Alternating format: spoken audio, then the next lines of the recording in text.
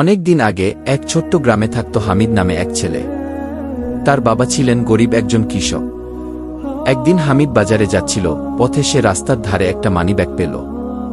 Money bag খুলে দেখে ভিতরে অনেক টাকা আর কিছু কাগজপত্র আছে। সে ভাবল, এত টাকা পেলে আমাদের কত উপকার হতো, কিন্তু সাথে সাথেই আল্লাহর ভয় তার মনে জাগল। সে জানল, এটা তার নয়, এটা হারানো মাল, যা ফিরিয়ে দেওয়া ফরজ। হামিদ মানিব্যাগটা নিয়ে বাজারে গিয়ে দোকানদারদের জিজ্ঞেস করতে লাগল, এটা কার? অবশেষে একজন বৃদ্ধ এসে বললেন, বাবা, এটা আমার। বৃদ্ধ কাঁদতে কাঁদতে বললেন, এ টাকায় আমি আমার মেয়ের বিয়ের খরচ করব, তুমি যদি না দিতে আমি হয়তো সর্বনাশ হয়ে যেতাম। বৃদ্ধ আল্লাহর কাছে দোয়া করলেন, হে আল্লাহ, এই ছেলেটিকে দুনিয়া ও আখিরাতে বরকত দাও। কয়েক বছর পর আল্লাহ হামিদকে এমন বরকত দিলেন যে সে গ্রামের সবচেয়ে সৎ ও ধনী ব্যবসায়ী হয়ে গেল।